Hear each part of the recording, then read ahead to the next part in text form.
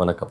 அதிமுகவிலிருந்து பெரும்பாலான நிர்வாகிகள் தாவேக்காவில் போய் இணைஞ்சதுனால ஆர்பி உதயகுமார் அவர்கள் ஒரு மனசு கஷ்டப்பட்டு ஒரு விஷயத்தை சொல்லியிருக்கிறார். அதாவது அதிமுகவில் ஆக பெரும் தலைவர்களாக இருந்தவங்க எல்லாருமே இன்னைக்கு தாவேக்காவில் போய் இணைஞ்சிருக்கிறாங்க. இதெல்லாம் பார்த்து இந்த சிறுவாண்டுகள்லாம் என்ன பண்ணுது, சிரிக்குது அப்படின்னு சொல்லிட்டு மனசு கஷ்டப்படுறாரு. அது மாத்திரம் இல்லை, விஜய் அவர்களுக்கு ஒரு கண்டனமும் தெரிவிச்சிருக்கிறாரு. தம்பி விஜய் அவர்களே, நாங்கள் தோத்து தான் இருக்கிறோம், இன்னும் சாகலை. இந்த அதிமுக அப்படின்ற கட்சி எத்தனையோ சோதனைகளையோ எத்தனையோ வேதனைகளெல்லாம் தாண்டி தான் என்ன பண்ணியிருக்கு, வளர்ந்துருக்கு. இதே அதிமுகவில் எஸ்டிஎஸ் அதே போல் பார்த்தீங்கன்னா நெடுஞ்செழியன் ஐயா இவங்க எல்லாம் விலகி போயிருக்காங்க. திரும்பவும் தாய் கழகத்துக்கு எப்படி இணைஞ்சிருக்கிறாங்கன்ற வரலாறும் உண்டு. ஸோ அப்படி இருக்கும் பொழுது இன்னைக்கு பதவி சுகத்துக்காக ஒரு சிலர் என்ன பண்ணுறாங்கன்னா உங்களை தேடி வராங்க. ஆனால் இதே விஷயம் நீங்கள் நாளைக்கு ஆட்சியில் இல்லைன்னா உங்களுக்கு எப்படி இருக்க, போனவங்களாம் ரிட்டன் எங்கள் கிட்ட தான் வருவாங்க அப்படின்னு சொல்லிட்டு ஒரு வார்னிங் கொடுத்துருக்கிறாரு. உங்கள் உயிருக்கு எதுனா ஒரு ஆபத்து ஆயிடுச்சுன்னா கம்பெனி பொறுப்பு இல்லைங்க அப்படின்னு உங்கள் பாணியிலேயே என்ன பண்ணியிருக்கிறாரு, ஒரு தக்க பதிலடி கொடுத்துருக்கிறார். பொதுவாக இந்த தாவேக்காவினர் இப்போ ஆள் பிடிக்கிற வேலையில் இறங்கிட்டாங்க அப்படின்ற ஒரு விஷயத்தை காட்டமாக முன்வைக்கிறார்.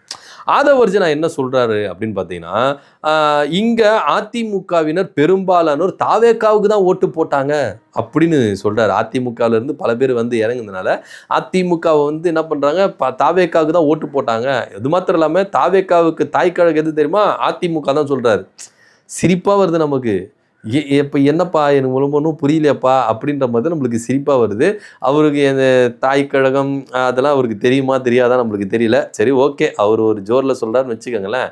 ஆனால் இங்கே ஆதவர்ஜனா அதிமுக மாதிரியே இங்கே திமுகவை நினச்சிட்டாரா அப்படின்னு நம்மளுக்கு தெரியல.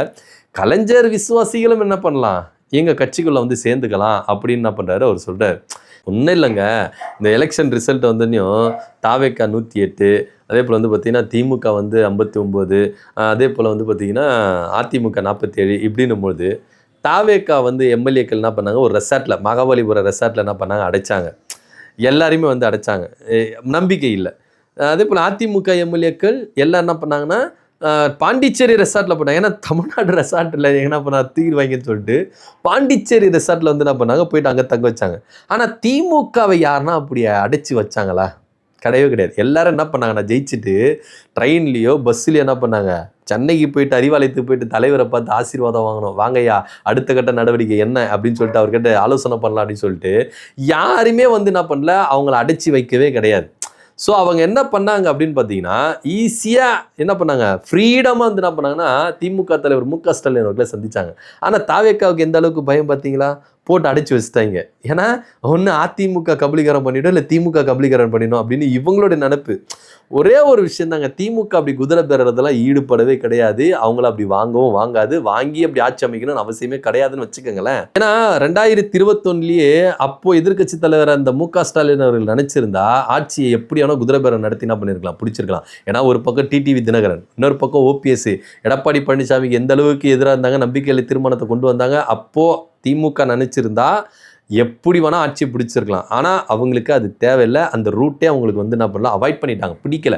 ஸோ ஆனால் இங்கே பார்த்தீங்கன்னா எம்எல்ஏக்கள் எந்த அளவுக்கு கூண்டில் அடைக்க வச்சு பார்த்தாங்க அப்படின்றது அவங்களுக்கு தெரியும். ஸோ இப்படிப்பட்ட ஒரு கட்சியை இவங்க என்ன நினச்சிட்டாங்கன்னா, நம்ம ஆட்சி அதிகாரத்தில் இருக்கிறோம், அதிமுகவில் இருந்தவங்களாம் வந்துட்டாங்க, அதே போல் இவங்களும் வந்துருவாங்க அப்படின்ற ஒரு எண்ணம் ஆதவர்ஜனாவுக்கு இருந்ததா இல்லையா நம்மளுக்கு தெரியல.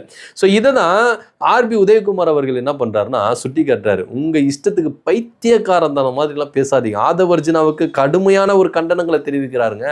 ஏதோ அதிமுகவை ஒரு அல்லு சில்லுகள்லாம் சில்லற பசங்களாம் உங்ககிட்ட வந்துட்டாங்க அப்படின்றதுக்காகலாம் எங்களை நீங்கள் தரக்குறைவாக எடுத்துக்காதீங்க. இதே அதிமுக எந்த அளவுக்கு வீறு கொண்டு எழும் அப்படின்றதெல்லாம் நீங்கள் பார்ப்பீங்க அப்படின்றது தான் ஆர்பி உதயகுமார் அவர்கள் சொல்கிறத நாங்கள் பார்க்குறோம். ஆனால் இதில் ஆர்பி உதயகுமார் அவர்கள் உங்களுடைய கட்சியை அழிச்சிட்டாரு, உங்களுடைய கட்சிக்கு அவர் கேலி கிண்டல் பண்ணுறாரு அப்படின்ற ஒரு விமர்சனம் வைக்கிறார். ஆனால் ஆர்பி உதயகுமார் அவர்கள் இன்னொரு விஷயத்தை சொல்கிறாரு. சீனியர்கள் பெரும்பாலும் இங்கிருந்து என்ன பண்ணாங்க, தாவேக்காக்கு போயிட்டாங்க, இளைஞர்களுக்கு வழியை விட்டுட்டாங்க அப்படின்னு ஒரு விஷயத்தை சொல்கிறார். அது மாத்திரம் இல்லாமல் இங்கேருந்து அங்கே வந்திருக்கிறாங்க பாருங்க, அவங்களால எவ்வளோ பெரிய ஆபத்துலாம் வரப்போகுது விஜய்க்கு, அதுக்கு கம்பெனி பொறுப்பு இல்லை, அதிமுக எந்த விதத்தில் பொறுப்பு இல்லை அப்படின்றத ஒரே ஒரு விஷயத்தை மட்டும் நீங்கள் நல்லா தெளிவாக தெரிஞ்சுக்கோங்க. அதாவது அந்த மரணம் அப்படின்றது எல்லாருக்குமே வருங்க, சாவுன்றது எல்லாருக்குமே வரும்.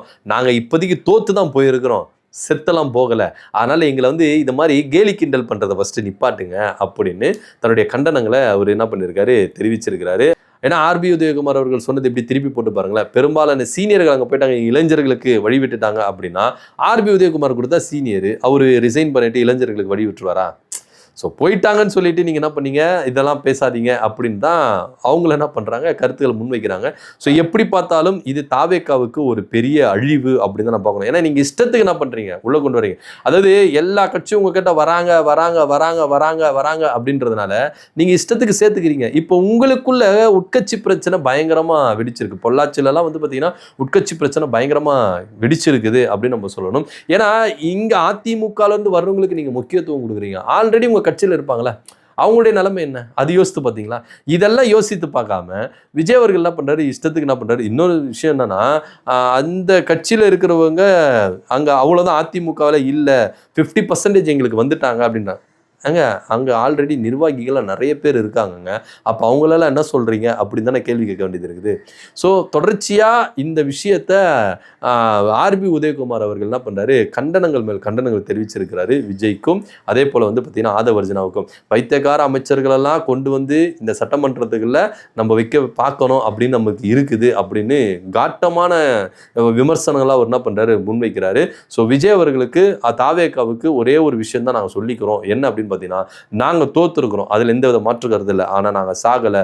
இந்த கட்சி எத்தனையோ சோதனைகளும் வேதனைகளும் பார்த்துருக்கு, எல்லாத்தையும் நாங்கள் தவிடி போடாக்கி தான் வந்திருக்கோமே கண்டி நாங்கள் ஒருபோதும் சோர்ந்து போகலை அப்படின்றதான் பார்க்க வேண்டிய விஷயமா இருக்குது. இதற்கு தாவேக்கா பதிலடி கொடுத்தது அது அந்த காலம், இது இந்த காலம் நிறைய வேரியேஷன் நடந்திருக்கு. ஸோ அந்த காலத்தில் இருக்கிற மாதிரி பேசாதீங்க அப்படின்னு சொல்லிட்டு பதிலடி கொடுத்துட்டு இருக்காங்க. ஸோ ஆர்பி உதயகுமார் அவர்கள் தாவேக்கா மேலே வைத்த விமர்சனங்களுக்கு உங்களுடைய பார்வை என்ன அப்படின்றது கீழே கமெண்ட் பண்ணுங்க. நன்றி, வணக்கம்.